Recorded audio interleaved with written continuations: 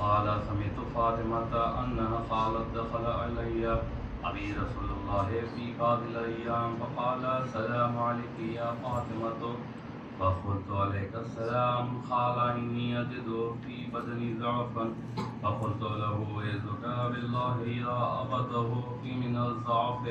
فقال يا فاطمة ائتني بالكساء اليماني فغطيني به. فأتيته بالكساء اليماني فغطيته به فصرت أنظر إليه وإذا وجهه يتلل كأنه البدر في ليلة تمامه وكماله. اللهم صل على محمد وآل محمد. قال الله عز وجل يا ملائكتي ويا سكان السماوات إني ما خلقت سماء مبنية ولا أرضا مضية ولا قمرا منيرا ولا شمسا مضية ولا فلكا يدور ولا بحر يجري ولا فلكا يسري إلا في محبة هؤلاء الخمسة الذين هم تحت الكتاب. اللهم صل على محمد وآل محمد. وقال جبرائيل يا ربي أتأذن لي أن أهبط إلى الأرض ألا أكون معهم سادسا. فقال الله نعم قد أذنت لك. فهابط الأمين جبرائيل وقال السلام عليك يا رسول الله. العلي الأعلى يقرئك السلام ويخصك بالتحيات والإكرام ويقول لك وعزتي وجلالي إني ما خلقت السماء مبنية ولا أرضا مضية ولا قمرا منيرا ولا شمسا مضية ولا فلكا يدور ولا بحر يجري ولا فلك يسري إلا لأجلكم ومحبتكم. وقد أذن لي أن أدخل معكم وهل تأذن لي يا رسول الله؟ وقال رسول الله عليك السلام يا أمين وحي الله إنه نعم قد أذنت لك. فدخل جبرائيل معنا تحت الكساء. اللهم صل على محمد وآل محمد. فقال إن الله قد أوحى إليكم يقول إنما يريد الله ليذهب عنكم الرجس أهل البيت ويطهركم تطهيرا. اللهم صل على محمد وآل محمد. قال علي يا رسول الله أخبرني ما لجلوسنا هذا تحت الكساء من الفضل عند الله.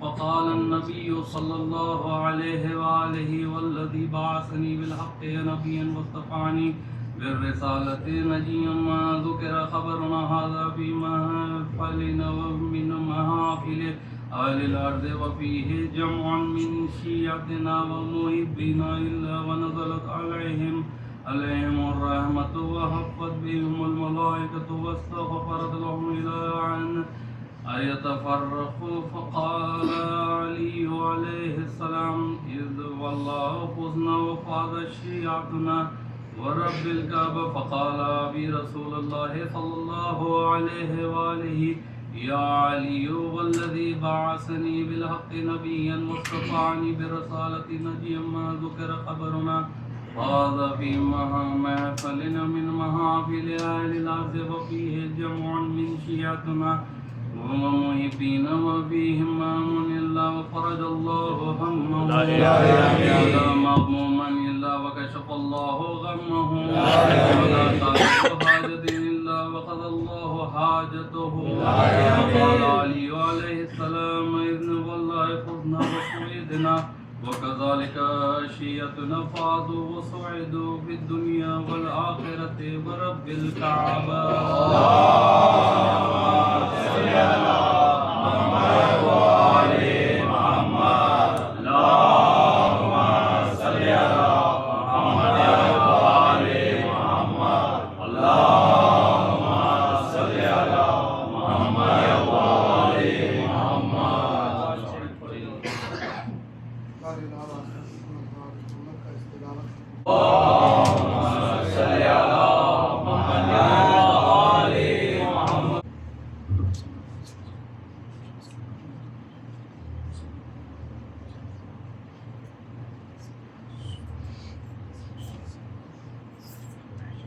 صلوات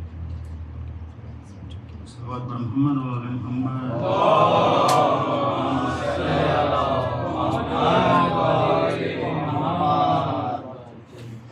یہ سوچتا ہوں کہ عابد کا حال کیا ہوگا. یہ سوچتا ہوں کہ عابد کا حال کیا ہوگا. اسیر ہو کہ وہ جب شام میں گیا ہوگا. سنا ہے شام میں جاتے ہی خون رونے لگا. نہ جانے شمر نے اس وقت کیا کہا ہوگا. یہ سوچتا ہوں کہ گلے کے طوق نے عابد کو کیا جھکانا تھا. وہ اپنے کھوئے ہوئے لال ڈھونڈتا ہوگا. یہ سوچتا ہوں کہ مجھے یقین نہیں آتا یقین کیسے کروں. علی کی لاڈلی بیٹی کا سر کھلا ہوگا. یہ سوچتا ہوں کہ وہ ظلم دیکھے ہے سجاد نے حسین کے بعد. مجھے یقین ہے اب تک بھی رو رہا ہوگا. یہ سوچتا ہوں کہ وہ یاد کرتا تو ہوگا وطن کی شاہی کو. بہن کو دفن جو پردیس میں کیا ہوگا. یہ سوچتا ہوں کہ جو غار کیجے تو عابد بشر نہیں لگتا. میرے خیال میں دکھ درد کا خدا ہوگا. یہ سوچتا ہوں کہ وہ یاد کرتا تو ہوگا پدر کی غربت کو. وطن میں جب اسے غسل و کفن ملا ہوگا. یہ سوچتا ہوں کہ عابد کا حال کیا ہوگا.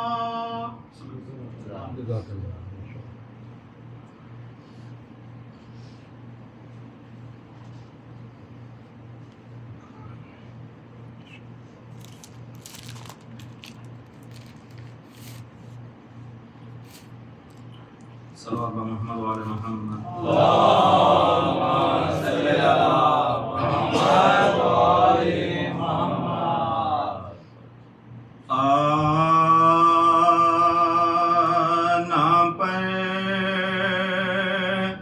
شاہ کے پانی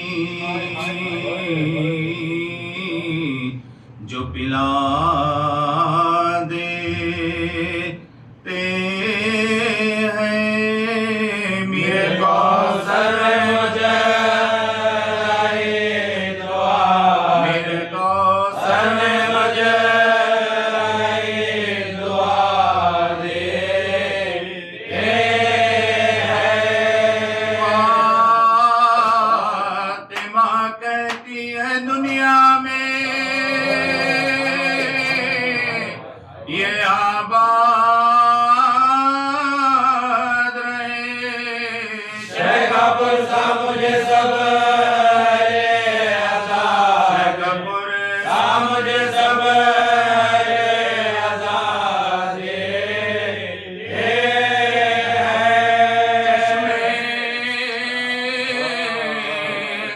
سجاد اگر ذوق سے ہو جاتی ہے بات یا پاکیزہ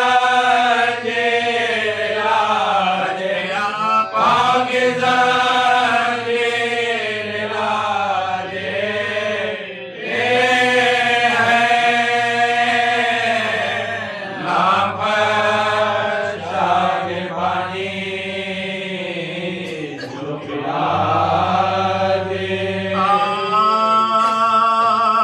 شہید سے کوئی شمشیر کا مزہ پوچھے مریض سے کوئی اکسیر کا مزہ پوچھے اسیر سے کوئی زنجیر کا مزہ پوچھے یتیم سے کوئی دلگیر کا سے کوئی دلگیر کا مزہ پوچھے ہر ایک پر گزرا زمانے میں رنج و غم ہے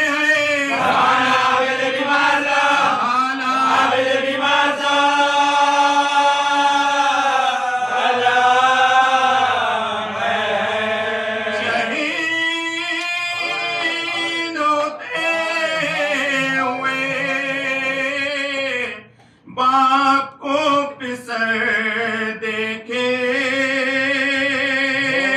انی پنیز کی ہے سر پدر دیکھے جوان بھائی کا نکلا ہوا جگر دیکھے بھوکی کو آگو زبر ملا بھوکی کو آگو زبر ملا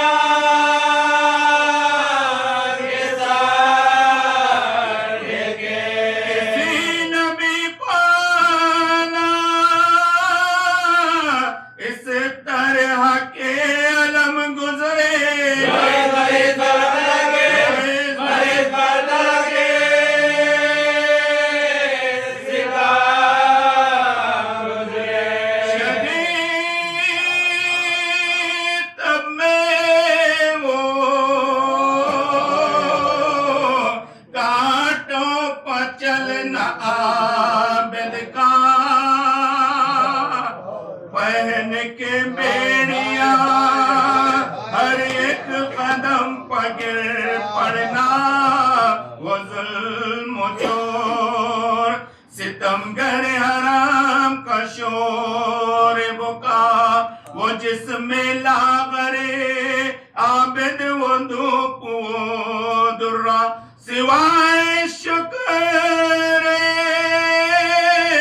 خدا کچھ نہ کہتے تھے سجاد دعائے امت عظیم ملے دعائے امت عظیم ملے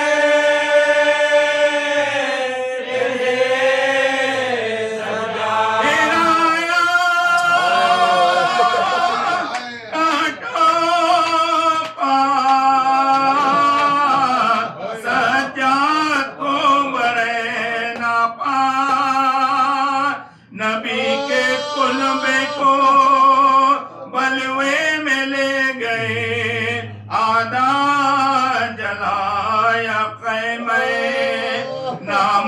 سے سید زجا پھرا کے بلوے میں زندہ میں قید کر ڈالا تماشا دیکھ لے سب اہل شام آتے تھے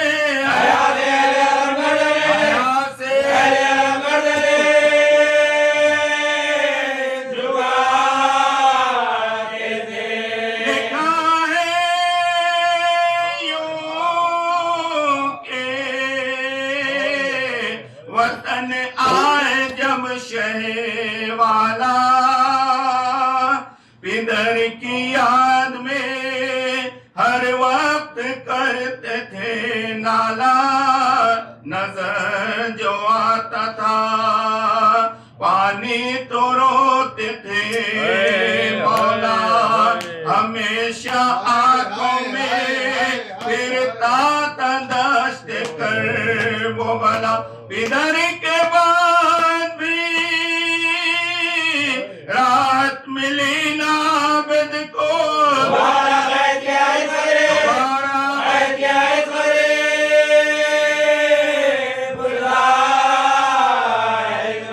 وطن سے لے گئے پھر قید کر کے بانی شر ہوئی بھتیجے کے ہمراہ زینب مضطر قریب شام جو پہنچے وہ دونوں نوحاگر لگایا بیل جا زینب کی پشت کے اوپر سفر میں زینب بے کس سے چھٹ گئے سجاد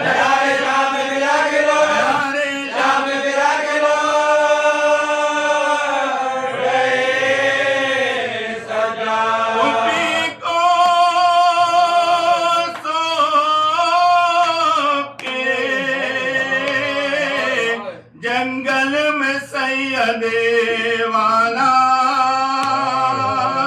مدینے میں ہوا داخل وہ بے قصو تنہا ولید شام کے حاکم نے زہر بھجوایا وہ سم کے کھاتے ہی عابد نے کی جہاں سے خزا فلک پہورو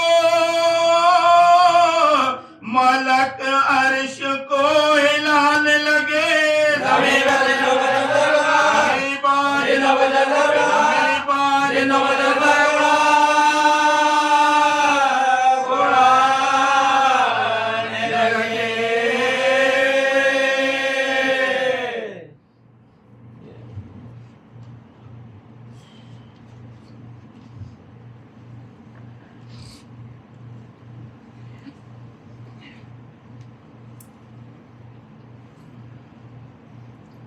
ہے قید عابد بیمار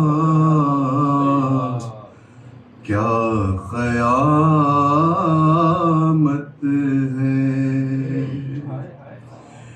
ہے قید عابد بیمار کیا قیامت ہے نہیں ہے کوئی مددگار کیا قیامت ہے بڑے ہیں لاش عزیزوں کے گرم ریتی پر ہے قید باری سے غم خار کیا قیامت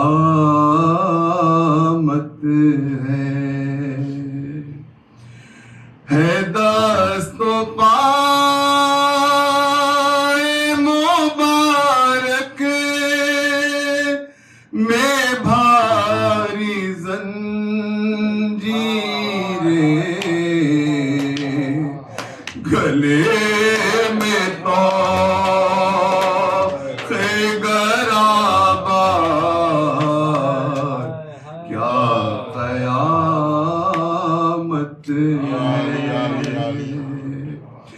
ہے طوق ایسا کہ گردن سے خون بہتا ہے، اور اس پہ کوڑوں کی بوچھار، اور اس پہ کوڑوں کی بوچھار، کیا قیامت ہے۔ بندھے ہیں ہاتھ رسے میں، ہے گود میں بچے، وہ تیز اونٹوں کی رفتار، کیا قیامت ہے۔ بٹھا کے اونٹوں پر سے دانیوں کو بے پردہ، ارے پھرایا کو چاؤ بازار، کیا قیامت ہے۔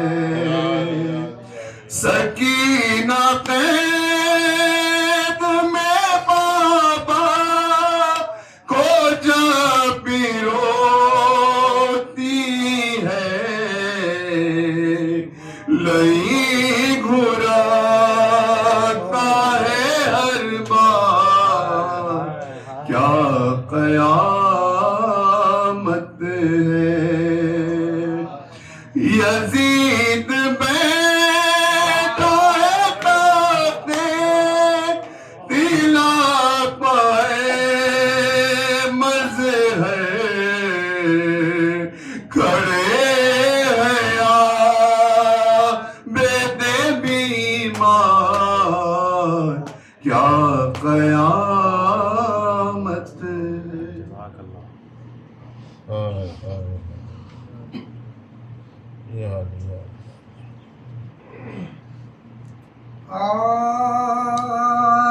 شاہ والا نے شہادت کا سرانجام کیا،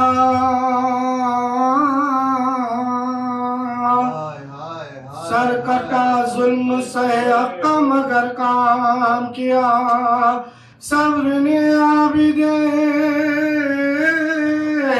بیمار کے تمام کیا، بابا میرے نظام کو اسلام کیا، میرے نظام کو اسلام کیا۔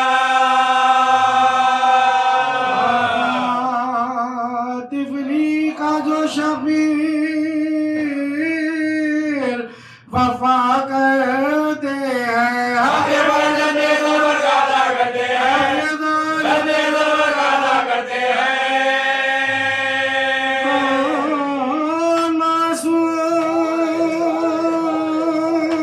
معصوم ہوا تو کو سلاسل میں اسیر، کون ہے وہ جسے پہنائی ہو دوری زنجیر، تازیانوں سے عدو دیتے تھے کس کو تازے، کس کے ماں بہنوں کے بدلے میں ہوئی ہے تجھے، کس کے ماں بہنوں کے بدلے میں ہوئی ہے تجھے۔ کوئی کر نہ سکا جس کو وہ یہ منزل ہے، صبر نام موت کے بارے میں بہت مشکل ہے، موت کے بارے میں بہت مشکل ہے۔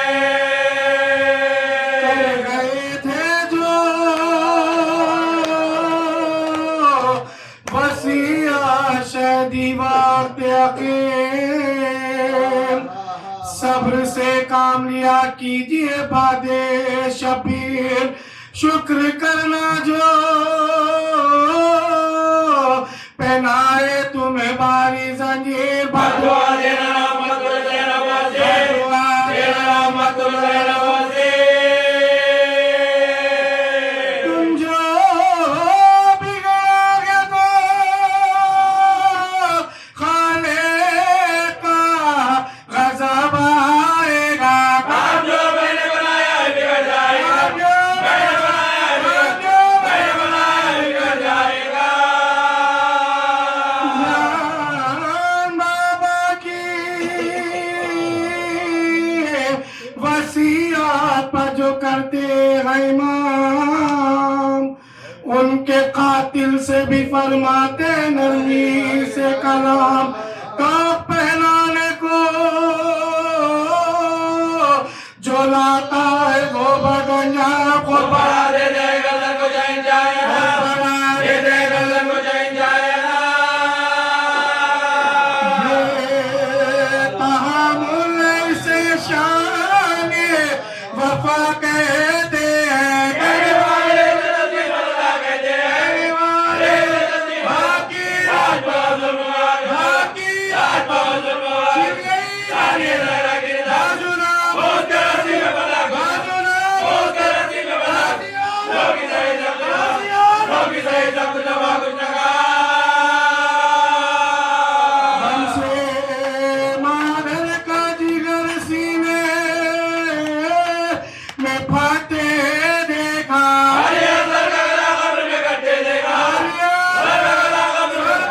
راستے دربار گئے صبر کیا راستے دربار گئے اٹھو بازار گئے رکھے گرفتار گئے رکھے گرفتار گئے حید میں بیمار گئے حید میں بیمار گئے صبر کیا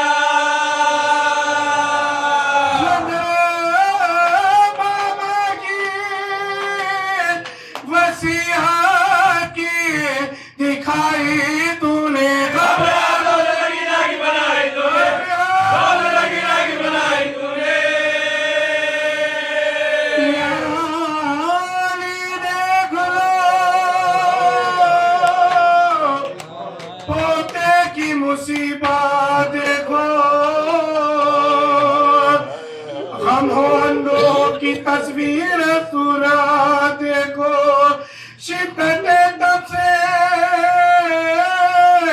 غضب کی ہے نقاط دیکھو آؤ پھر اس کے گلے میں علامت دیکھو اس کے گلے میں علامت دیکھو اپنے آرام حضرت کے گھرانے والے گھر سب سے گئے امت کے بچانے والے گئے امت کے بچانے والے جیتے ہیں تیری قبر مٹانے والے خلد میں احمد مرسل کو رلانے والے ذات سے لے کر زمانے والے ذات سے لے کر اے محمد کے گھرانے والے پیتے ہیں نلاتے سے کٹواتے ہیں قبر میں جا کے بھی آرام نہیں پاتے جا کے بھی آرام نہیں پاتے ہیں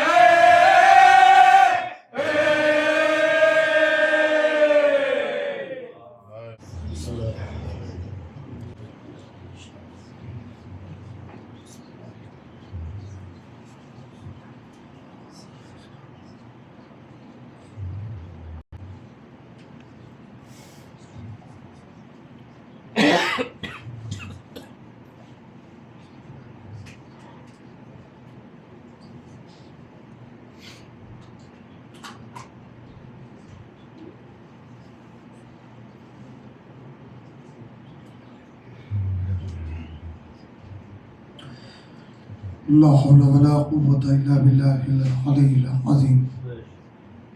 أعوذ بالله من الشيطان اللعين الرجيم. بسم الله الرحمن الرحيم. الحمد لله رب العالمين. الصلاة والسلام على أشرف الأنبياء والمرسلين خاتم النبيين رحمة للعالمين بالقاسم محمد صلوات.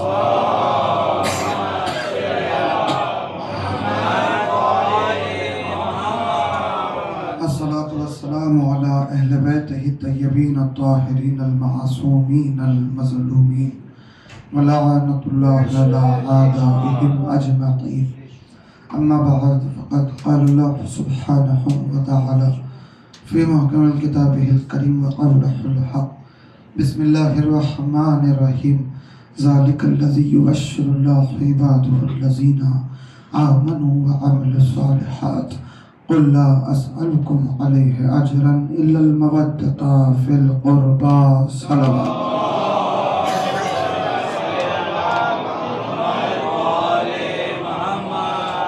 تمام تعریف ہے ذات واجب کے لیے جو عالمین کا پالنے والا ہے، اسی کے لیے ہر تعریف کہ جس نے روح کو پیدا کیا، جس نے دانے کو شگاف کیا، جس نے اشیاء کو عدم سے وجود عطا کیا، وہی مالک، وہی خالق کہ جو حیات اور موت کا خلق کرنے والا ہے، وہی خالق کہ جس کی بارگاہ سے ہم آئے ہیں اور جس کی بارگاہ میں ہمیں لوٹ جانا ہے۔ درود و سلام ان انوار کے لیے ہے، اس مقدس گھرانے کے لیے ہے کہ جن کی مودت خداوند عالم نے لازم و واجب قرار دی ہے۔ عزیزان گرامی، خداوند عالم نے اجر رسالت کے طور پر امت سے کچھ نہیں مانگا سوائے اس کے کہ رسول اللہ کے اقربا سے مودت کرے۔ جب اہل بیت سے، اقرباء رسول سے اللہ مودت مانگ رہا ہے، اب مانگنے والا خود پروردگار ہے، سوال کرنے والا خود پروردگار ہے۔ یعنی خداوند عالم کوئی حاجت مند نہیں ہے، خداوند عالم کوئی محتاج نہیں ہے کہ کوئی چیز طلب کرے، مگر ہم دیکھتے ہیں قرآن میں بھی، آپ دیکھیں کئی مقام پہ کہ اللہ کہہ رہا ہے کہ ہم دیکھنا چاہتے ہیں کہ بھئی کون ہے جو اللہ کی نصرت کرے، کون ہے جو قدم بڑھائے اللہ کی طرف، کون ہے جو اس کی مدد کے لیے آگے بڑھے۔ نہ اسے کسی کی مدد کی ضرورت ہے، نہ اسے کسی کی نصرت کی ضرورت ہے، نہ اسے کسی کے سوال کی ضرورت ہے کہ وہ کسی سے کوئی سوال کرے، مگر یہ کہ وہ بس یہی چاہتا ہے کہ اس کا بندہ، اس کی مخلوق انسان اس کی بندگی کے دائرے میں شمار ہو جائے اس کا، اور بندگی کے دائرے میں شامل ہو کہ اس کا بندہ کامیاب ہو جائے، تاکہ جو نعمتیں جنت میں اس نے رکھی ہیں وہ بندہ استفادہ اٹھائے ان نعمتوں سے۔ ماشاءاللہ، یہ چاہتا ہے خداوند عالم۔ اسی لیے خداوند عالم نے آپ پر عبادت فرض کی ہے، خداوند عالم نے آپ پہ نماز واجب کی ہے، خداوند عالم نے آپ پہ روزہ واجب کیا، آپ پر کئی چیزیں پابند کی ہیں، اور پھر اللہ نے آپ کو اپنی نصرت کی دعوت دی ہے۔ اسی انداز سے خداوند عالم نے اس گھرانے کی مودت مانگی ہے۔ یعنی کسی بھی حکم سے پروردگار کے کوئی پروردگار کا فائدہ نہیں ہے، وہ کوئی حکم دے رہا ہے تو اس کا کوئی فائدہ نہیں ہے، اس کا کوئی نفع نہیں ہے، بلکہ وہ اس کے حکم میں بندے کا فائدہ ہے۔ اگر وہ کوئی حکم دے رہا ہے تو بندے کے فائدے کے لیے دے رہا ہے، اگر وہ کوئی سوال کر رہا ہے تو بندے کے فائدے کے لیے کر رہا ہے، اگر وہ کوئی راستہ دے رہا ہے چلنے کے لیے تو وہ بندے کے فائدے کے لیے دے رہا ہے۔ کسی بھی زاویے سے اس کا کوئی فائدہ نہیں ہے، ہماری اوقات ہی نہیں ہے کہ اس کا کوئی فائدہ ہم کر سکے، ہماری حیثیت نہیں ہے کہ ہم اس کا فائدہ کر سکے۔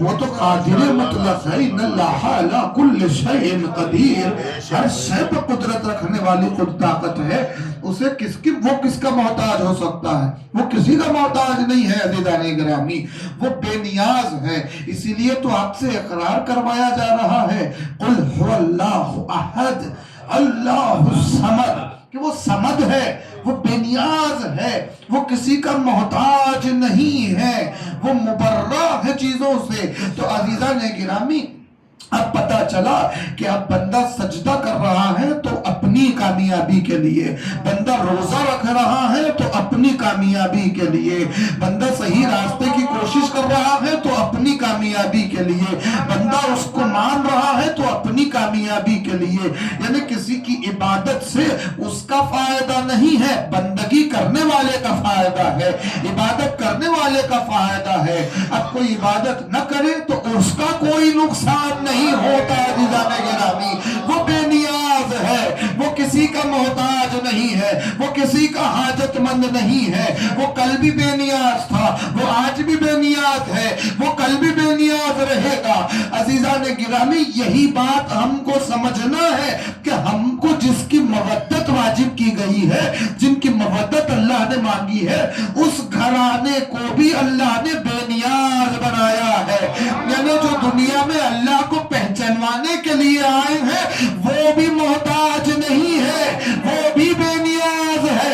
اب کوئی انہیں مانے تو اس کا فائدہ ہے، کوئی نہ مانے تو اس کا نقصان ہے۔ یعنی اجر رسالت کے طور پہ جو مودت مانگی جا رہی ہے کہ بھئی رسول کے اجر کے طور پہ اجر دینا شرافت کا تقاضا ہے، اجر ادا کرنا شرافت کا تقاضا ہے، کسی کا بھی اجر کیوں نہ ہو، مگر جب اجر کی بات رسالت کے لیے آ جائے تو خداوند عالم کہہ رہا ہے کہ یہ اجر ادا کرو گے تو کامیاب ہے، اس اجر کے بغیر کسی کی کامیابی نہیں ہے۔ رسالت کا اجر ادا کرو، کیونکہ رسالت نے بہت بڑا کارنامہ انجام دیا ہے۔ رسالت کا اجر کیا ہے؟ مودت، اہل بیت سے مودت۔ اچھا مودت تم کر رہے ہو، تمہارا فائدہ ہے، جن سے مودت کی جا رہی ہے ان کا فائدہ نہیں ہے، یہ نہ سمجھے کہ آپ کی مودت سے ان کا فائدہ ہو رہا ہے، نہیں، ہم کیا، ہماری اوقات کیا، یہ تو کرم ہے کہ ہمیں اس راہ پہ چن لیا گیا ہے، یہ کرم ہے کہ خداوند عالم نے جس ذکر کی ذمہ داری لی ہے وہ ذکر ہم سے جاری کروا رہا ہے۔ صلوات پڑھے محمد و آل محمد۔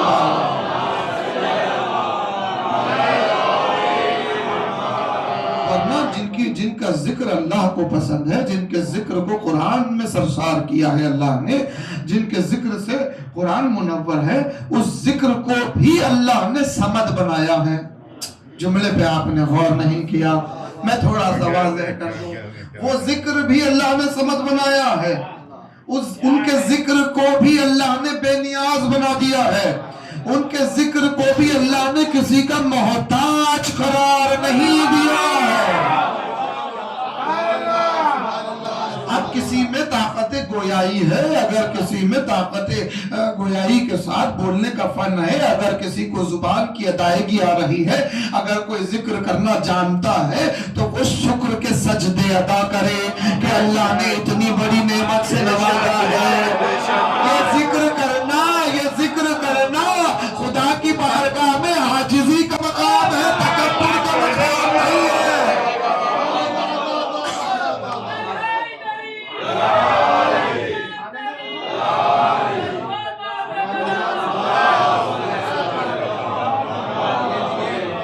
بے نیاز ہے، کسی کا محتاج نہیں ہے عزیزان گرامی۔ بھئی ہم جیسے ہزاروں کروڑوں لوگ گزر گئے ذکر کرتے ہوئے، ہم بھی گزر جائیں گے آج نہیں کل، پھر ہمارے بعد ہزاروں کروڑوں لوگ آئیں گے جو ذکر کرتے رہیں گے۔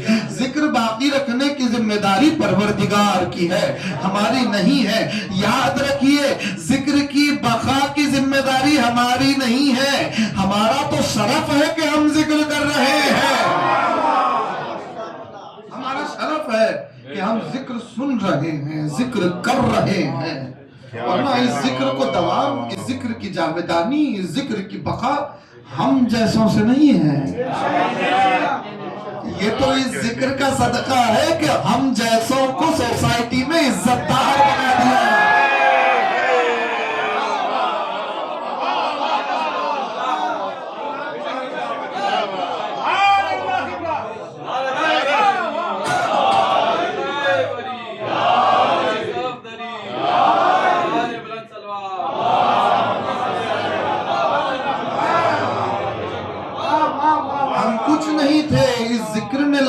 تعظیم بنایا، ہم کچھ نہیں تھے، اس ذکر نے لائق تکریم بنایا، ہم پسندیدہ بنایا. ہم کچھ نہیں تھے, اس ذکر کے سبب ہمارے اعمال قبول ہو رہے ہیں. ہم کچھ نہیں تھے, ہماری نمازیں کچھ نہیں تھی, اس ذکر کے سبب نمازیں قبول ہو رہی ہے. ہمارے روزے کچھ نہیں تھے, اس ذکر کے سبب روزے مختار ہو گئے.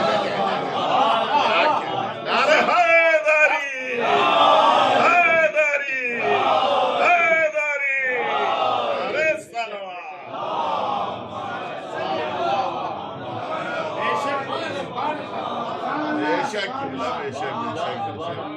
خداوند عالم کا سجایا ہوا دربار ہے یہ مودت کا ذکر. جن سے مودت کا حکم ہے ان کا ذکر, اللہ نے اس ذکر کا دربار سجایا ہے. اور پھر یاد رکھیے ہر دور کا ایک بادشاہ اس دربار میں موجود ہے. اور دربار میں تو خادم تو رہتے ہیں, خدمت کرنے والے رہتے ہیں, خدمت گزار خدمت کرنے والے بدلتے رہتے ہیں.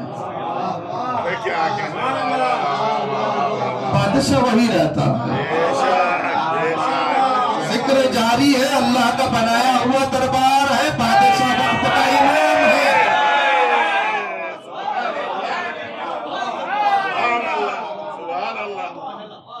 بادشاہ وقت کا امام ہے. خادم بدلتے رہتے ہیں. ہم خدمت کرتے رہے, چلے جاتے رہے, ہماری خدمت قبول کرتے رہے, کافی ہے رضانے گرامی. مگر شرط یہ ہے کہ خادم اپنے آپ کو خادم سمجھے.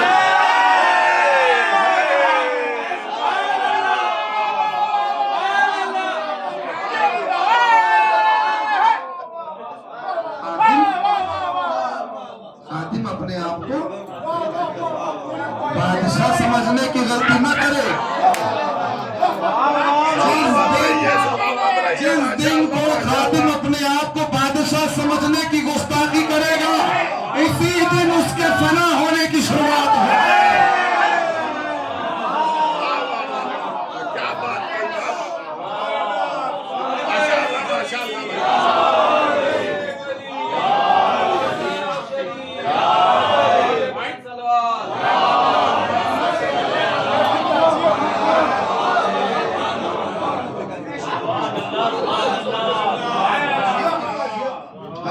باتوں کو ثبات عطا کیا ہے اس ذکر نے, اس مودت نے, ورنہ ہم کیا تھے عزیزانے گرامی.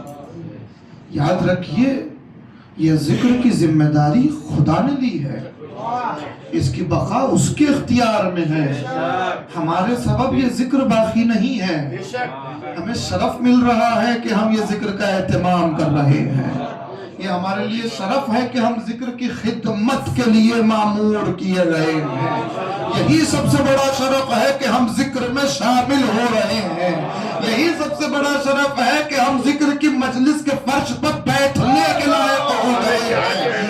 یاد رکھے, ایک ہی بات یاد رکھے, اس ذکر کو اللہ محتاج نہیں ہے. اللہ نے اپنی پہچان کے لیے جنہیں خلق کیا ہے ان کے ذکر کو اللہ نے کسی کا محتاج نہیں بنایا. یہ ذکر ہمارا نہیں, ہم اس ذکر کے محتاج ہیں.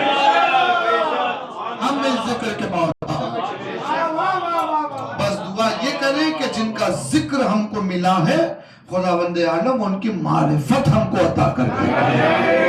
ہمیں خادم, ہمیشہ یہ نیت ہمارے ذہن میں رہے کہ ہم خادم ہیں امام کے, ہم خادم ہیں ذکر کے. جس زاویے سے خدمت ہو ذکر کی, جس زاویے سے, اس زاویے سے خدمت کرنے کی توفیق اللہ ہم کو عطا کرے. ورنہ کون حق ادا کرنے کی جستجو کرے؟ ورنہ کون ہے جو حق ادا کرنے کا دعویٰ کرے؟ کوئی نہیں کر سکتا عزیزان گرامی. حق ادا کیسے ہو سکتا ہے؟ حق ادا کرنے کے لیے امام ہونا چاہیے یا خدا ہونا چاہیے, جو کوئی ہو نہیں سکتا. بہرحال ہمارا شرف ہے, نعمت الہی ہے, بہت بڑی نعمت ہم کو ملی ہے ذکر کے صدقے. اللہ نے ہماری عقلوں کو مکمل کیا, ہماری عقلوں کو معراج عطا کی ہے اس ذکر کے سبب. اور سب سے پہلی چیز جو اللہ نے خلق کی ہے وہ عقل ہے. سب سے پہلی چیز عقل کو اللہ نے سب سے پہلے خلق کیا. حضرت آدم کو زمین پر بھیجا، جبریل آئے آدم کی خدمت میں، کہے اللہ کے نبی 3 چیزیں اللہ کہہ رہا ہے کہ یہ 3 چیزوں میں سے آپ کو ایک چننا ہے اور 2 کو رخصت کرنا ہے۔ آدم نے کہا بیان کرو۔ جبریل نے کہا ایک ہے عقل، ایک ہے حیا، ایک ہے دین۔ عقل، حیا، دین۔ کہا آپ کو ایک چیز چننی ہے، 2 کو چھوڑ دینا ہے۔ کون سی چیز چھوڑے؟ کون سی چیز کا اختیار کرے؟ اللہ کا نبی ہے، پہلی حجت ہے کائنات کی۔ حضرت آدم نے کہا جبریل میں نے عقل کا اختیار کیا، میں نے عقل کو چن لیا۔ جبریل نے حیا اور دین کی طرف دیکھ کے کہا کہ آدم نے عقل چنا ہے، تم دونوں رخصت ہو جاؤ۔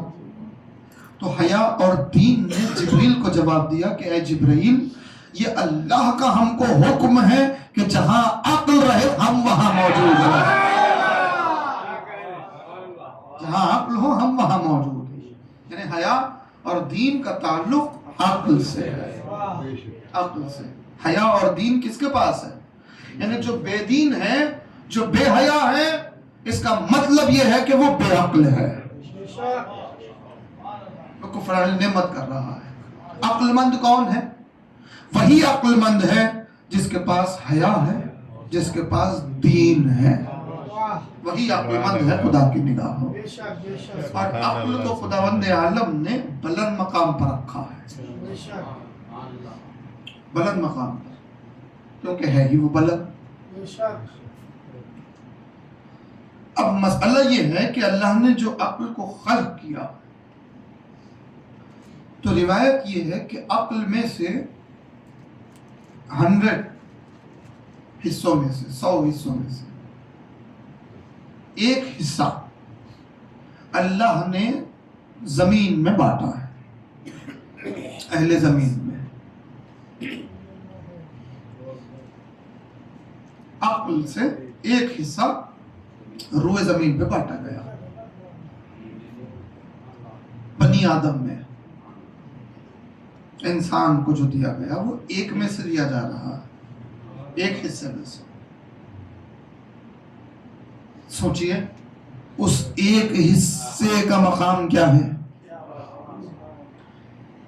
کہ اس کا استعمال کر کے انسان آج کہاں پہنچ رہا ہے، کتنی ترقیاں کر رہا ہے، پوری توجہ، کتنی ترقیاں کر رہا ہے، چاند پہ جا رہا ہے، دوسرے سیاروں کی تلاش ہو رہی ہے، میزائل، راکٹ، کشتی، ایروپلین، نہ جانے انسان نے کیا کیا بنا لیا ہے، کس کا استعمال کر کے؟ عقل کا۔ اور وہ عقل بھی کون سی؟ وہ 1% میں سے جو ملی ہے، جو حقیقی عقل میں سے 1% جو دی گئی ہے اس میں سے۔ اور پھر اب آپ آج سائنس اٹھائیے، حضرت گوگل یا حضرت AI سے پوچھئے، آپ کو جواب مل جائے گا کہ بھئی آج تک انسان نے اپنی عقل کا کتنا استعمال کیا؟ not more than 10%۔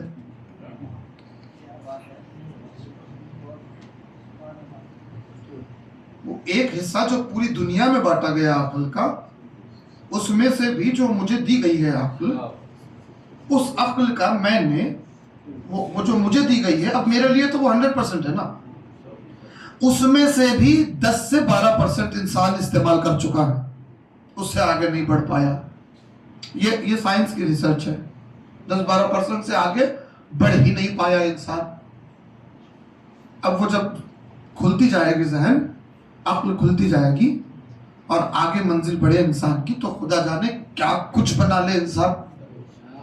جب اتنی حد میں اتنی چیزوں کا مالک و مختار ہو گیا ہے انسان، اتنی چیزیں بنا چکا ہے، سوچئے گا کہ ہمارے پاس جو عقل ہے، اس عقل کے کم آدھے سے آدھے کے استعمال میں اتنی ڈیولپمنٹس ہیں انسان کے پاس۔ پوری کائنات میں ملا کر جو عقل ہے وہ 1% ہے، پوری کائنات کی عقل ایک جگہ کر لیا جائے، مگر کچھ لوگ ایسے ہوتے ہیں جو سیل پیک لے کے جائیں گے واپس.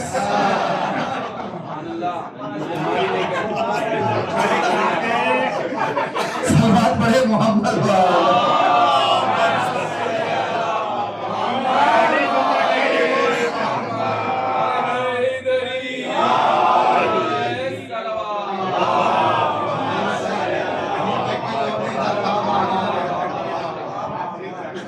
استعمال ہی نہیں، عقل کا استعمال ہی نہیں. سوچئے ایسے لوگ مل جائیں گے آپ کو جو عقل سے کام ہی نہیں رہتے، ورنہ اتنی بڑی نعمت دی ہے اللہ نے، عقل جیسی نعمت دی ہے، اس کا استعمال کریں. عقل کا استعمال حق و باطل کے امتیاز کے لیے، عقل کا استعمال حق کی پہچان کے لیے، عقل کا استعمال معرفت کے لیے، عقل کا استعمال نالج کے لیے، عقل کا استعمال خدا کی قربت کے لیے. تو سوچئے گا ایک حصہ جو بانٹا گیا اس کا یہ عالم ہے کہ اس میں سے بھی اتنا سا استعمال کر کے انسان اتنا کامیاب ہو گیا ہے، اتنی چیزیں کر رہا ہے. آج کوئی پریشانی کی بات نہیں ہے. بھئی اے آئی آ گیا آپ کے پاس، کیا ہے؟ اب جو سوال پوچھیں،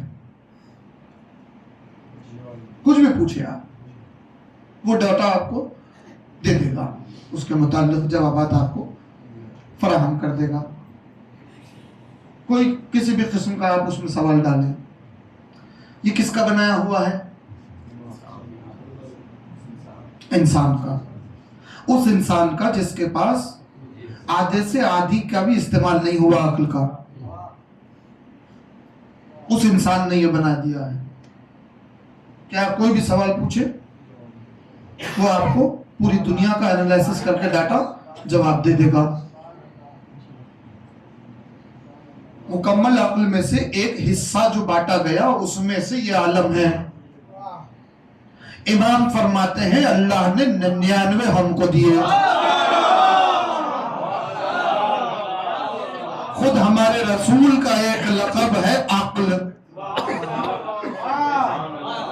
اللہ نے کہا اولو خلق اللہ العقل، میں نے سب سے پہلے عقل کو خلق کیا. اولو خلق اللہ نوری، رسول اللہ نے کہا سب سے پہلے میرے نور کو خلق کیا گیا. اب وہ رسول اللہ کے نور کہہ لیں آپ یا وہ عقل کہہ لیں، تو عقل کل کس کے پاس ہے؟ عقل کل ہے معصوم کے پاس. عقل کل معصوم کے پاس ہے. ایک حصہ نکلا ہے تو یہ عالم ہے اس میں سے کہ آج آپ کے پاس اے آئی کا دور چل رہا ہے کہ جو پوچھ لے وہ جواب دے دے گا. حیرانی کی بات کیا ہے عزیزان گرامی؟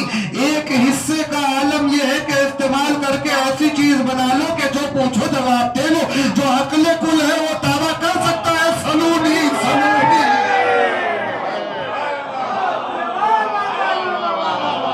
یہ محدود ہے، وہ لامحدود ہے.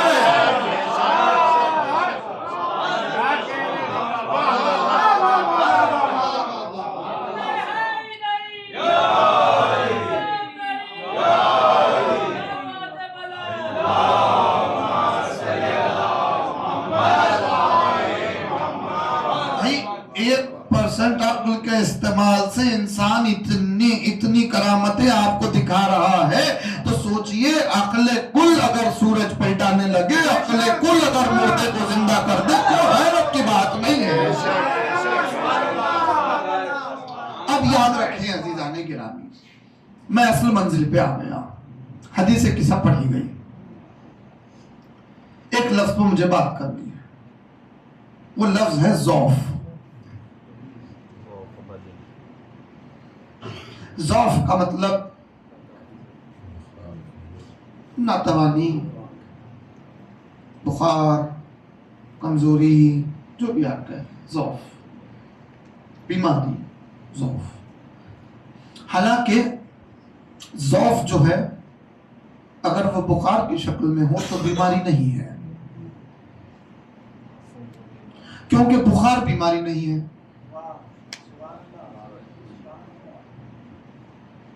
سائنس خود بتا رہی ہے کہ بھائی فیور جو ہے، بخار جو ہے، وہ بیماری نہیں ہے بلکہ آپ کے بدن کی صحت کی علامت ہے.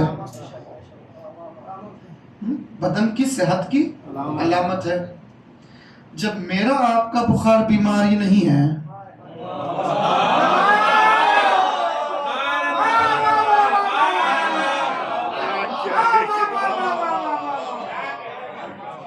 اچھا پھر مگر دیکھیں بڑے کرشمے ہیں خدا کے کلام میں یا معصوم کے بارے.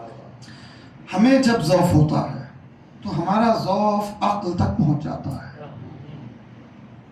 ہے نا، عقل تک پہنچ جاتا ہے. رطوبت ظاہر ہوتی ہے اور اس رطوبت میں نجاست بھی ہوتی ہے، کراہت بھی ہوتی ہے. ہماری بیماریوں میں نجاست ہے، کراہت ہے، اور ہمارے ضعف میں عقل تک جب بات پہنچ جائے تو عقل زائل ہونا شروع ہو جاتی ہے، عقل کام کرنا بند کر دیتی ہے.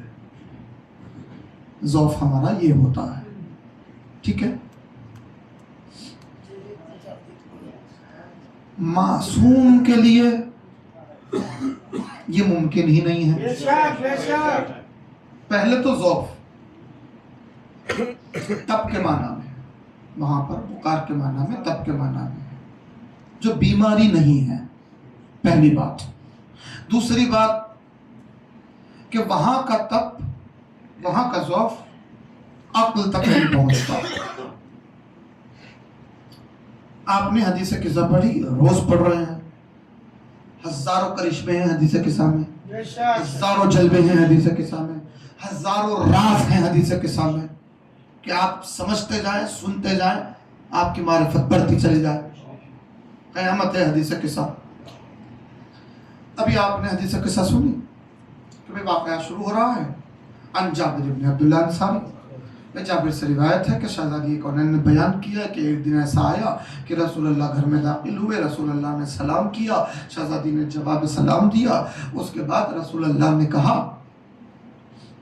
انی اجدو فی بدنی ضعفا. کیا ہے بیٹی فاطمہ؟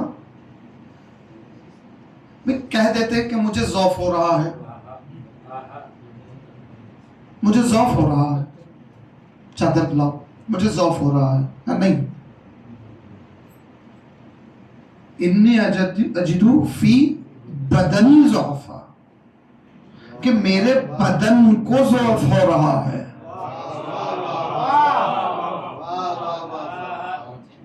میرے جسم کو ضعف ہو رہا ہے، میرے بدن کو ضعف ہو رہا ہے. یہ حدیث قصہ میں لفظ بدن یہ بتا رہا ہے معصوم کی زبانی کہ معصوم کی عقل کو ضعف نہیں ہوتا، بدن کو ضعف ہو سکتا ہے. اور یاد رکھیے کہ اگر عقل کل کو ضعف ہو جائے تو مطلب یہ ہے کہ مشیت کو ضعف ہو جائے. عقل کل کو ضعف نہیں ہو سکتا. عقل کل کو ضعف ہونے کا مطلب یہ ہے کہ مشیت الہی کو ضعف ہو جائے. بدن کو ضعف ہو رہا ہے، اور بدن کو جو ضعف ہو رہا ہے وہ تب ہو رہا ہے، وہ بخار ہو رہا ہے، تو وہ فطرت کا تقاضا ہے، مگر وہ بیماری نہیں ہے عزیزانی گرامی، وہ صحت کی علامت ہے. رسول کے بدن کا ضعف رسول کی صحت کی علامت نہیں ہے، دنیا والوں کی عقلوں کی صحت کی علامت ہے. اسی لیے کہ رسول کے بدن کے ضعف نے چادر زہرہ مانگی ہے. تو دنیا والوں کی عقل کی صحت بڑھے اس لحاظ سے کہ سوچے ہماری عقلیں کہ نور اول ہے، نور اول ہے، اس کے بدن کو ضعف ہو رہا ہے. فاطمہ کی چادر مانگی جا رہی ہے، شہزادی چادر دے رہی ہے، رسول چادر اوڑھ رہے ہیں. بی بی پوچھ رہی ہے بابا کیسے محسوس ہو رہا؟ کہا بہت دور ہو رہا ہے. پتا چلا چادر ہے، چادر ہے، چادر کوئی جاندار شے نہیں ہے، بے جان شے ہے، دھاگوں سے بنی ہوئی ہے، میٹیریل سے بنی ہوئی ہے. بھلا ہم سے پوچھ رہے ہیں دنیا والے کہ بھئی تم علم کو چومتے ہو، جھولے کو چومتے ہو، یہ بے جان چیزیں ہیں، یہ بے جان چیزیں ہیں، یہ بے جان شے تمہیں کیسے برکت دے سکتی ہے؟ یہ بے جان شے تمہیں کیسے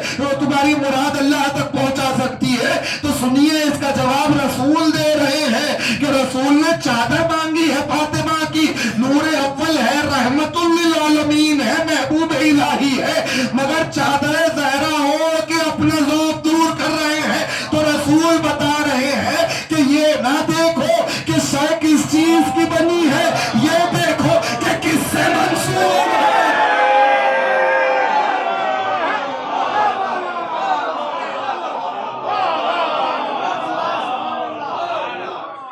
اگر زہرا سے منسوب ہے تو محمد کا ذوق بھی دور کر دیتی ہے. خوشنود فاطمة الزهراء بلند السلوى.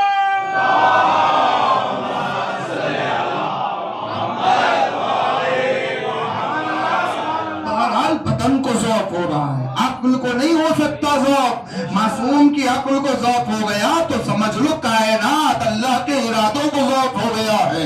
اللہ کے ارادوں کو ذوق نہیں ہو سکتا. عزیزان گرامی، بدن کو ذوق ہو رہا، وہ بھی وقتیہ ہو رہا ہے کچھ مشیت ظاہر کرنے کے لیے، وقتیہ ہو رہا ہے کچھ معجزے ظاہر کرنے کے لیے، وقتیہ ہو رہا ہے توحید کی حفاظت کے لیے، معرفت ولایت کے لیے. اب سمجھ میں آیا کہ سید سجاد کو جو کربلا میں ذوق ہو رہا ہے وہ ذوق کس کے لیے ہے؟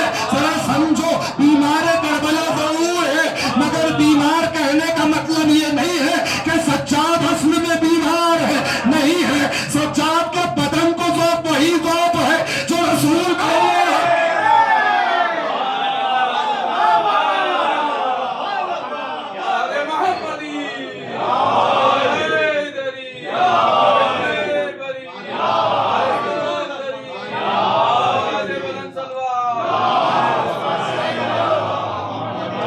جملہ سنیے گا، یہاں تو مشیت تھی، یہاں مشیت تھی کہ ذوق کو فوراً دور ہو جانا تھا. چادر زہرا کی عظمت بتانی تھی، چادر زہرا کی عظمت بتانی تھی. پنجتن کو یکجا کرنا تھا، اہل بیت سے رچ دور ہے اس کا اعلان کرنا تھا، آیا تطہیر کا اعلان ہونا تھا. تو رچ کا دور ہونا اعلان ہو گیا، رچ ان کے قریب نہیں آ سکتا.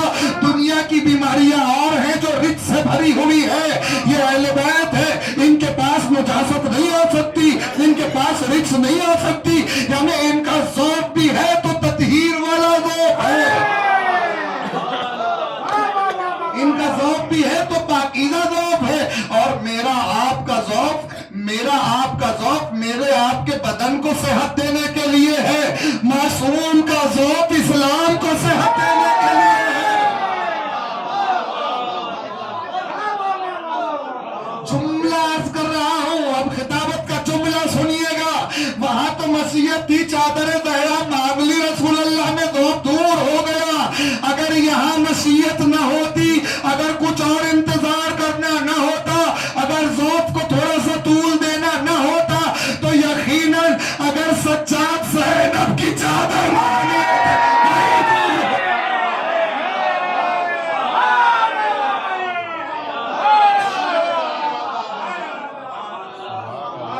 مگر سید سجاد کے بدن کا ذوق حسین کے مقصد کی صحت کی علامت بنا ہے.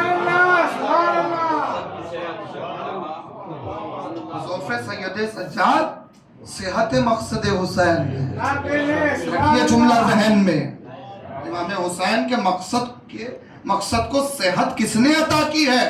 ذوق سید سجاد نے عطا کی، اور پھر عاشور ہی کے لیے ہے. عاشور سے پہلے نہیں ہے ذوق سید سجاد، نہ عاشور کے بعد ہے، عاشور ہی کے لیے ہے، تاکہ امام سے جہاد ساکت ہو جائے، تاکہ امام باقی رہیں، تاکہ امام جہاد اکبر کر سکے. اسی لیے تو ذوق طاری ہو رہا ہے سید سجاد.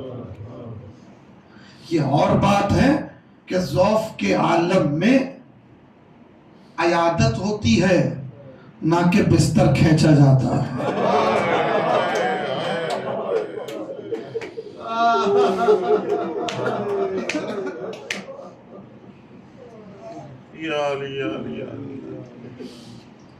اللہ اکبر. عزیزان گرامی، عجیب کیفیتیں ہیں. ابھی مصائب کے بعد نوحہ بھی پیش کیا جائے گا انشاءاللہ منبر پہ آپ حضرات تشریف فرما رہے ہیں. کل کی مجلس کا بھی آپ کی خدمت میں یاد ہی ہے. محترم اکبر صاحب المعروف ذیشان ماموں کی جانب سے کل مغربین کے بعد مجلس افطار اور تناول تعام کا تبرک کا اہتمام کیا جاتا ہے. آپ تمام سے شرکت کا معروضہ ہے. سنیے کہ چوتھے امام کا جو صوف ہے، اس صوف میں سہارا کون بنی ہے؟ جناب زینب سہارا بنی. اور ایسے امام کو آہنی زنجیروں میں جکڑ دیا گیا. اللہ اکبر اللہ اکبر. اس کے بعد جہاد اکبر ہے عزیزان گرامی امام کا. قیامت ہے. کیا کچھ امام کی نگاہوں نے نہیں دیکھا ہوگا؟ کیا کچھ امام کی آنکھوں نے نہیں دیکھا ہوگا؟ کون سے منظر بیان ہوں جو امام نے دیکھے؟ اللہ اکبر اللہ. میں ایک منظر بیان کروں گا، سنیے گا.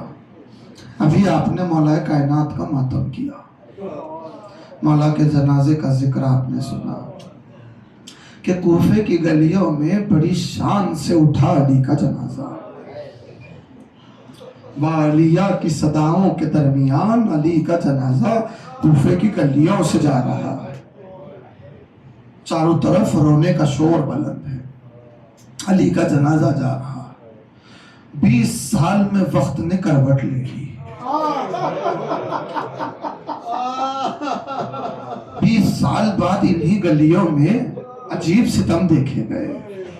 پہلے تو یہ تھا کہ جن گلیوں میں علی کا جنازہ ایسے اٹھا تھا، 20 سال بعد انہی گلیوں میں مسلم کا لاشا گھوڑے سے بات کے دوڑایا گیا.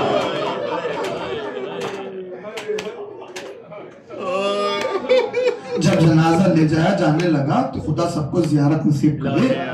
جب کوفے سے نکلنے لگا تو کوفے سے نکلنے سے پہلے ایک مسجد ہے جسے مسجد حنانہ کہتے ہیں. اس مسجد کی مینار یا دیوار علی کے جنازے کی تعظیم میں جھک گئی تھی. جب علی کا جنازہ سامنے سے گیا تو وہ مسجد کے پتھر، وہ دیوار اور مینار مسجد کی علی کے جنازے کی تعظیم میں خم ہو گئے تھے. اس مسجد کا یہ مرتبہ ہے، یہ مقام ہے کہ اس نے علی کے جنازے کی تعظیم کی ہے. آئیے سجاد کی نگاہوں کا درد دیکھیے. 20 سال بعد وہی مسجد ہے. طویل میں صاحب مجھے نہیں پڑھنے، اسی پر میں بتاؤں. وہی مسجد ہے. اسی مسجد میں اہل حرم کو قیدی بنا کے لایا گیا. قافلے کا روکا گیا قافلہ ابن زیاد کے دربار میں جانا ہے. نیزوں سے سروں کو نکالا گیا، سروں کو تشت میں رکھے جانے لگا. کیوں؟ دربار جانا ہے. دربار ابن زیاد کے دربار مسجد کوفہ کے پیچھے ہی تھا دربار ملون کا. علی کے گھر کے پہلو میں ہی دربار تھا. یعنی جملہ عرض کرتے چلو کہ جس گھر میں علی کی بیٹیاں شہزادی تھیں، اپنے ہی گھر کے پہلو میں قیدی بن کے آئی ہے علی کی بیٹیاں.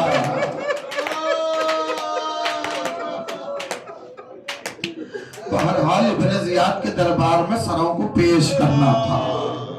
شمر ابن سعد یہ ملائین، انہوں نے سروں کو جمع کیا. جب انہوں نے سر حسین کو غور سے دیکھا تو دربار میں پیش کرنا تھا، انعام لینا تھا ملون سے. تو سر حسین کو جب دیکھا تو سر حسین بہت زیادہ زخمی تھا، بہت زیادہ زخمی تھا. جو گئے ہیں وہ جانتے ہیں کہ میں کیا روایت پڑھنے والا ہوں. خدا سب کو نصیب کرے دیا. مسجد حنانہ میں آپ داخل ہوں گے اندر، تو اندر جانے کے بعد ایک مقام بنا ہوا ہے، پول ایک مقام بنا ہوا ہے. جالی لگا دی گئی ہے اس مقام پر. وہ مقام پر ایک عجیب ظلم ہوا تھا. वहाँ रिवायत भी लिखी हुई है, सुनिएगा। जुर्म ये है कि इमाम हुसैन का जो चेहरे मुबारक था वो बहुत ज्यादा जख्मी हो चुका था, इसीलिए कि करबला में किसी ने तीर भी मारे थे, किसी ने पत्थर भी मारे थे।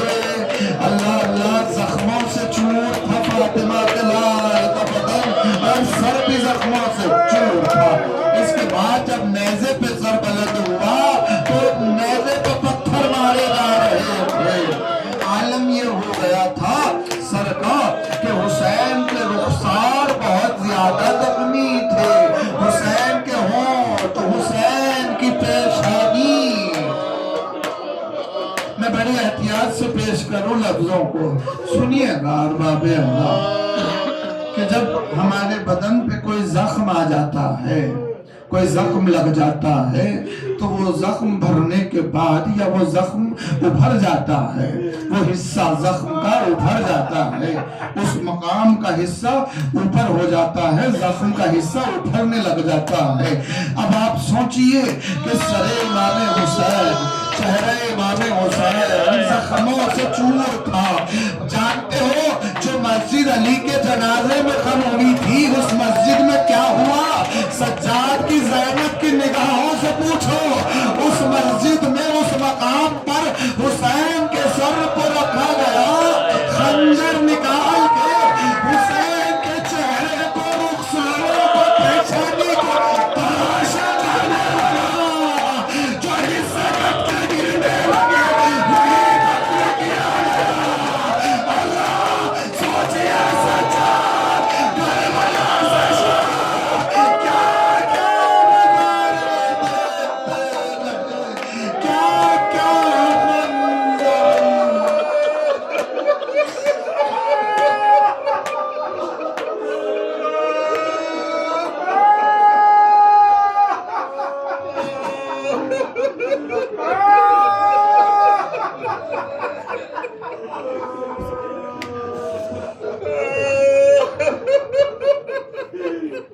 करबला से चले जब के अहले हरम, गुजरे गंजे शहीदा से बा चश्मे नम, गिरते पड़ते चले आबदे कस्तदम, पहुंचे कूफा तो बोले इमामे उमम, देख लो तूतियों,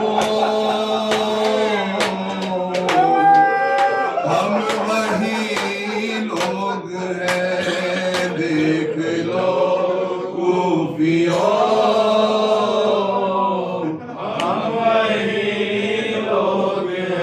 हमको पहचान लो,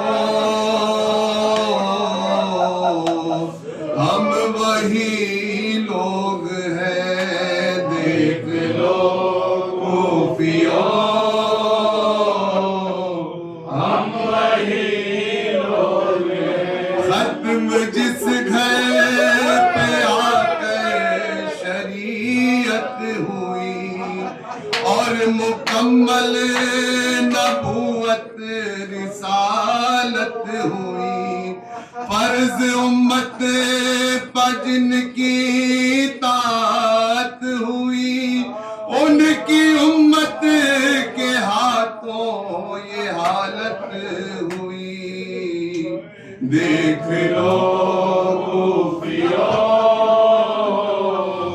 हम वही लोग हैं, जिनका जिब्रील झूला झुलाते रहे, हूरो गिलमान लोरी सुनाते रहे, बन के साइल मलायक भी आते रहे, अंबिया जिनके घर आते जाते रहे, देख लो कूफियों, हम वही लोग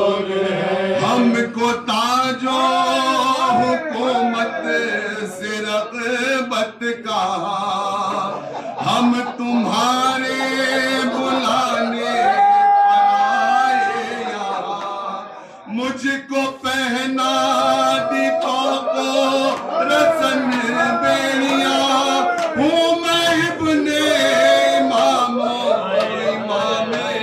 زمان دیکھ لو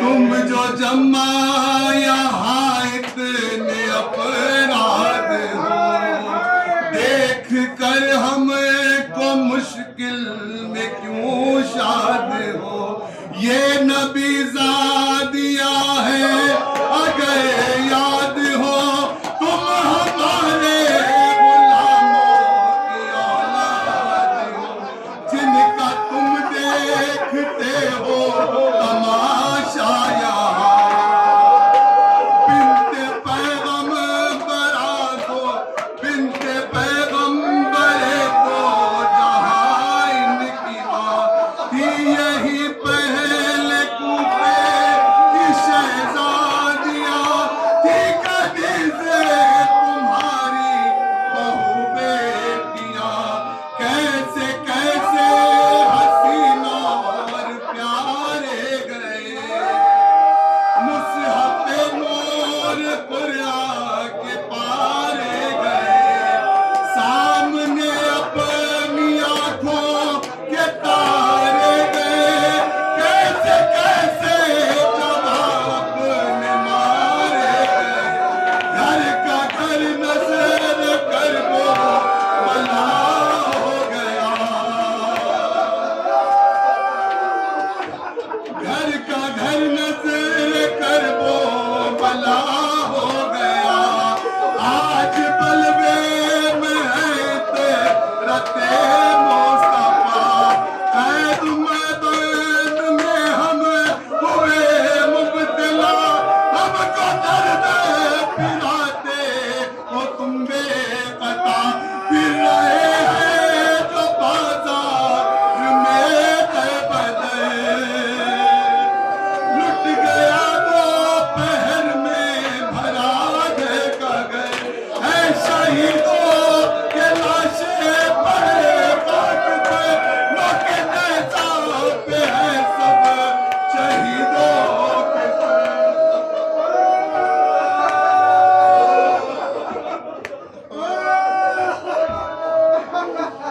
شام کا بازار عابد بیمار شام کا بازار عابد بیمار شام کا بازار عابد بیمار شام کا بازار عابد بیمار شام کا بازار عابد بیمار شام کا بازار عابد بیمار پاؤں میں بیڑی داخ گرابا شام کا بازار عابد بیمار شام کا بازار عابد بیمار بھولے گا نہ وہ منظر نیزے پسر سرور بھولے گا نہ وہ منظر نیزے پسر سرور بے نخنوں چادر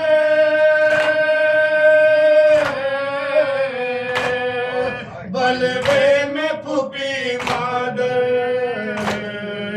اور مجمع کفار عابد بیمار شام کا بازار عابد بیمار زار کی زیبائی کوٹھوں پہ تماشائی بازار کی زیبائی کوٹھوں پہ تماشائی کی سفر آئی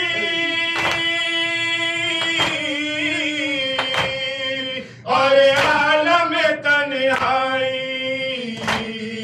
وہ بے کس و لاچار عابد بیمار شام کا بازار عابد بیمار شام میں سر اوریا آتے ہیں حرم گریا دربار میں سر اوریا آتے ہیں حرم گریا دربار میں سر اوریا آتے ہیں حرم گریا دربار میں سر اوریا آتے ہیں حرم گریا اٹھنے لگا ایک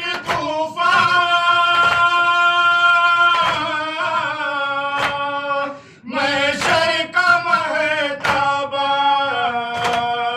جنبش میں ہے دربار عابد بیمار شام کا بازار عابد بیمار وہ آئی تو گھبرا کر بچی نے کہا رو کر وہ آئی تو گھبرا کر بچی نے کہا رو کر وہ آئی تو گھبرا کر بچی نے کہا رو کر وہ آئی تو گھبرا کر بچی نے کہا رو کر اس دشت میں ہے جو سے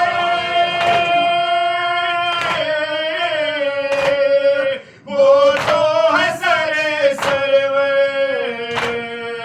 کیسے کروں دیدار عابد بیمار شام کا بازار عابد بیمار شام کا بازار عابد بیمار حاتم نے یہ سن پایا تو اور ستم ڈھایا حاتم نے یہ سن پایا تو اور ستم ڈھایا حاتم نے یہ سن پایا تو اور ستم ڈھایا حاتم نے یہ سن پایا تو اور ستم ڈھایا سرپوش کو سر کھایا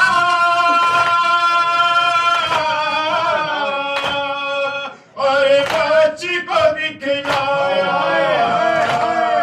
چلائی وہ ایک بار عابد بیمار شام کا بازار عابد بیمار یہی عابد کا نوحہ کربلا سے شام تک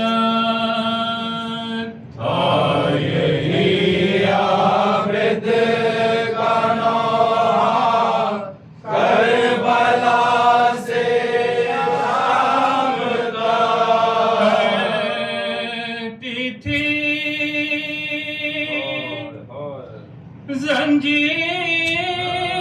زنجیر گریا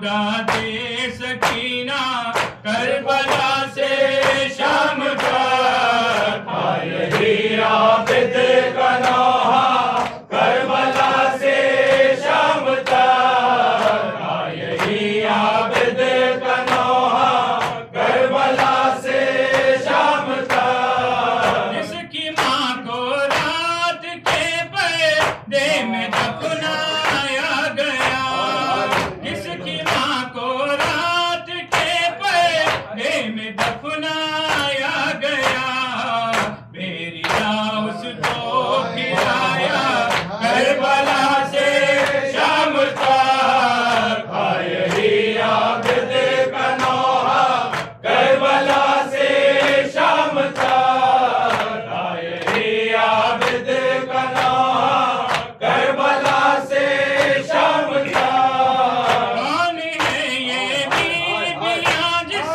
پر مسلسل ظلم ہے کون ہے یہ بیویاں جس پر مسلسل ظلم ہے کوئی اتنا بھی نہ پوچھا کربلا سے شام تک یہی عابد کا نوحہ کربلا زہرا و ویلا زہرا و ویلا زہرا و ویلا زہرا و ویلا